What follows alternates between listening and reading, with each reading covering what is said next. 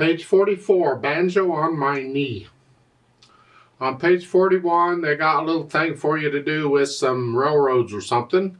I think you're supposed to put in the names of the notes. I think they say under the note, put it above the note. If it doesn't matter where you put it in there, and hopefully it helps the train get to the station. And you really need to know the names of the notes, and you need to know them instantly. So you should be able to just go through that and put them in. If you have questions, you're welcome to ask. On page 42, they have airplanes to play around with. And you'll notice that each airplane is numbered on its tail. It has a 1 through 12. They've done the first airplane for you. What you do is you find in the list up above the sign that goes with the number, and you draw that sign on the wings of the airplane. They did the first one for you with the treble clef. Well, look at airplane number 2.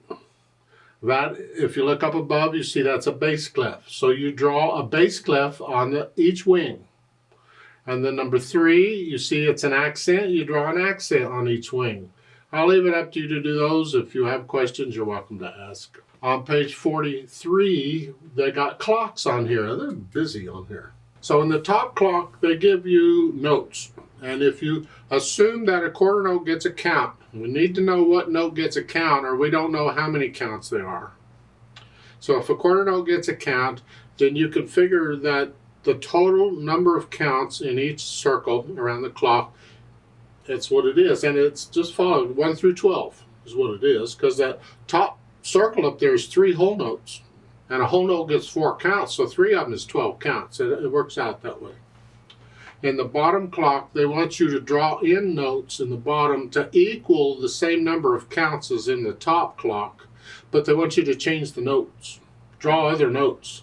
And they do the first one for you. For the 1, up above, it's a quarter note because a quarter note gets a count. Down below, they drew 2/8 notes because 2/8 notes get 1 count. So like in the second one, a half note, well, up above, it's a half note, but down below, you could do 2 quarter notes, or 4/8 notes, or anything that equals 2 counts. And you just do them all the way through. If you have questions, let me know.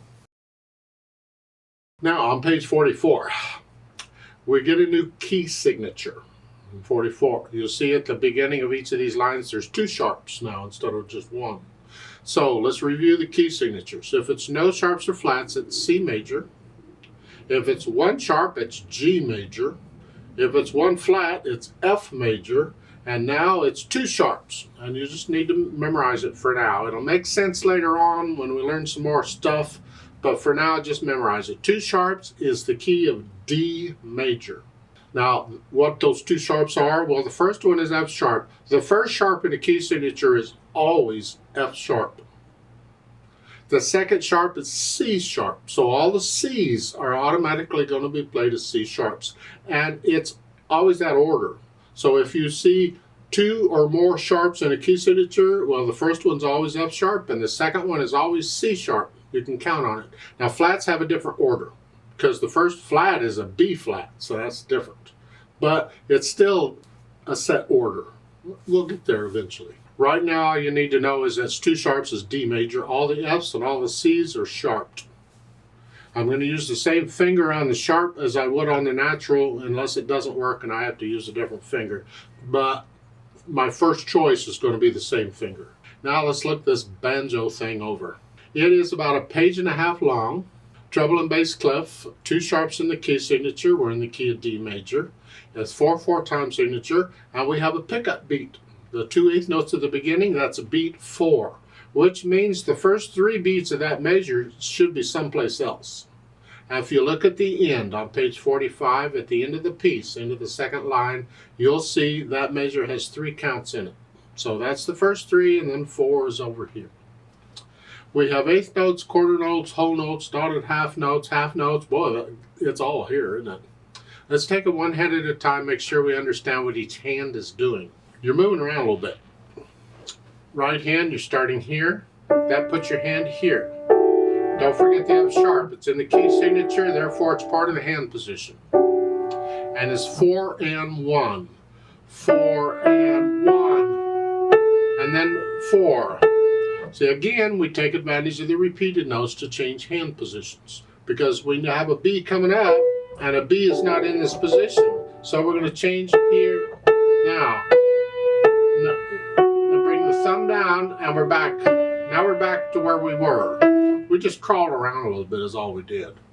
And you want to get to where you can do this without looking at the keyboard eventually. So again,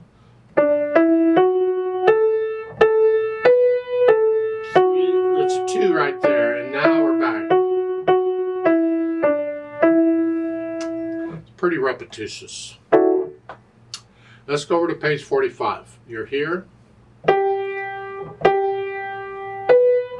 Now, there's a couple ways of fingering this. This is top of page 45. You can finger both of those with 4 fingers because you're in this position. And just reach up with the little finger. And then once you're there, you can collapse. Now you've moved. You go from here to here. Or, since there's 2 G's, you can change hand positions on the G's. I can go 3 and a 4 and then a 3. Now I'm ready. And then you've had this before. Bring the thumb down and a collapse. We changed hand positions again. Left hand, well, left hand's moving around a bit too. Let's see. We have a D and an A to begin with. So it's the floor beats the whole note, and then a D and an F sharp. Remember the F sharp's in the key signature. And then in the last measure, the first line, it's a G and an A. So it's here. 1, 2, 3, rest. Think you can get that? Let's go down to the bottom of page 44. It's an F sharp and a D. And then go to page 45, we have this. We have to move the hand here. And there are different ways of doing it. There's no one right way to do it. So what I am suggesting here to help you make this move and to get ready for stuff that's happening on page 45 is you end 44, page 44 here. Just come up, reach up just a little bit and use 4 and 2 on page 45 here. And then bring the thumb up for the next measure. Leave 4 on the G. Because I got an F sharp coming and I'm saving a little finger for that. Here. So it's here. Again, here to here. And then for the next measure, you can play them 4-3 if you want. Because you have a rest there, and during the rest you can come back down. I got a whole beat rest now to come back down to where I was. So if the rest weren't there, I'd use a different fingering so it could help me out a little bit better, but because the rest is there, I can lift up and move close enough. So at the top of page 45, it's 4-2, and then 4-1, just bring the thumb up 1, and then 5th finger, and then hit. And then during the rest, come back down where you were. Put the hands together, D position to start. And the left hand's just got whole notes, that helps a little bit. And then here, 2, 3, 4. Those 8th notes at the end of the first line are by themselves. The left hand it has a rest. So that measure again is 1, 2, 3, 4. This is very repetitious, so you get this melody over and over and over and over and over. Let's go down to the last measure on page 44. You're here. Now here, remember here, see I just moved here. I didn't move here yet, just here. Now I can move 3.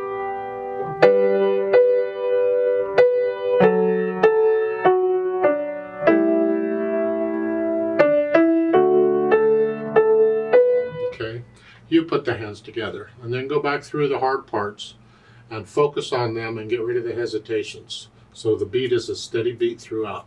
Once we have that, we can think about the articulation, which they don't give you any except maybe occasional accent. Look at the top of page 45 in the second measure. You're here. There's an accent on a half note. You see the natural accents would fall on the first beat and the third beat, which you're not playing a note there, you're holding a note down on the third beat. Here, because it's syncopated, they want you to accent the note. And what's syncopated? Well, All right, I mentioned it. Syncopated is when you're throwing the beat or the rhythm off just a little bit. You play a note sooner than you thought, or you play a note later than you thought. You expect in the second measure there, or something. The notes, the rhythm would be kind of simple, but here they put ba-bum. Normally, it's part of interpreting music, you would accent syncopated notes. So even if they didn't give you an accent on that note, I'd accent it anyway, because it's just play it a little louder. Otherwise, you got to wait until you get into the interpretation to decide what articulation you're going to use. For now, we just connect everything. Dynamics, mezzo forte at the beginning, moderately loud, and that's the melody, which is the right hand. Whatever you think moderately loud is. Left hand's in the background. Keep it out of the way.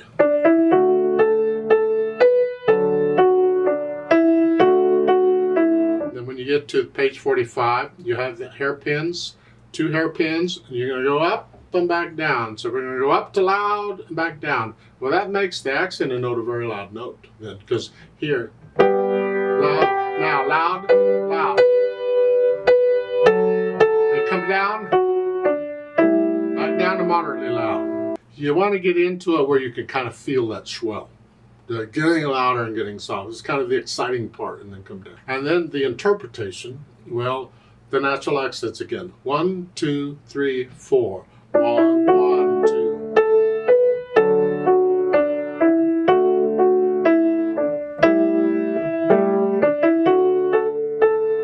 1, 2. You feel these natural accents.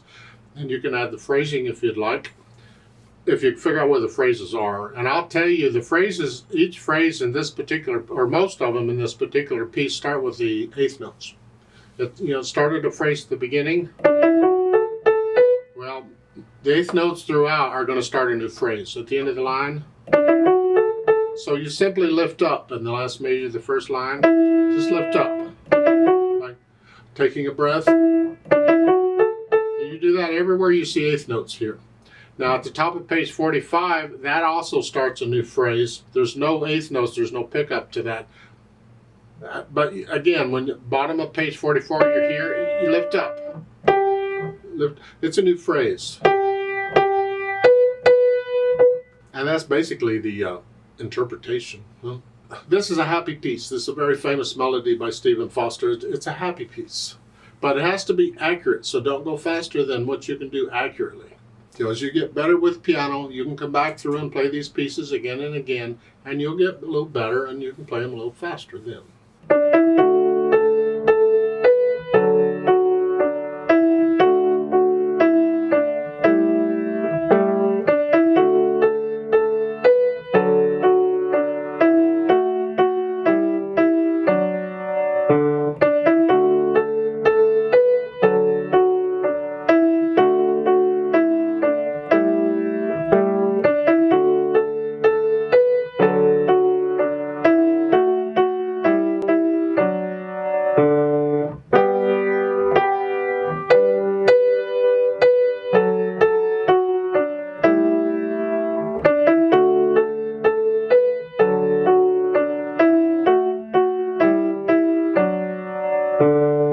That's one way of playing it. You play it as you see fit. It can actually go much faster than that. I've heard it.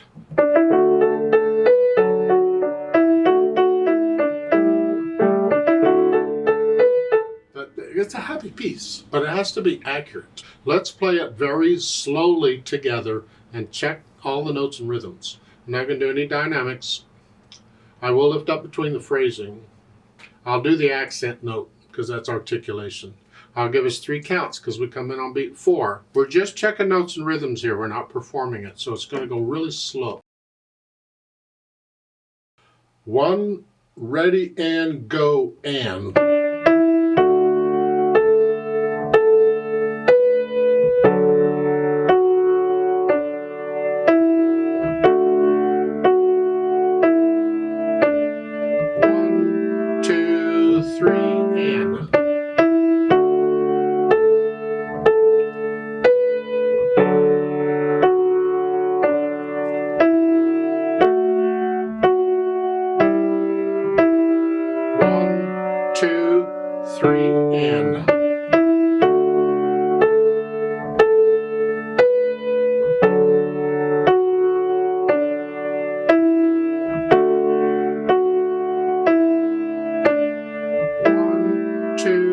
3, and.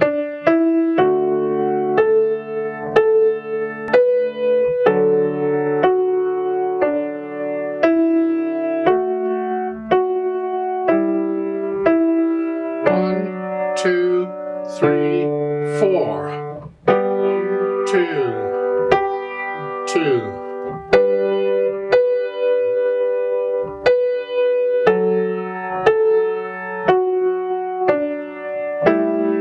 2 and 3 and.